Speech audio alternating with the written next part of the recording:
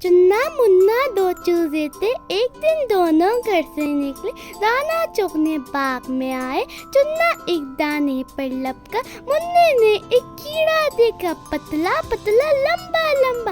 چنے نے منّے کو بلایا، دونوں نے کیڑے کو پکڑا، زور سے پکڑا زور سے کھینچا، کیڑا باہر کھنچتا آیا۔ باہر نکلا تو کیا دیکھا، اتنا موٹا تازہ چوہا۔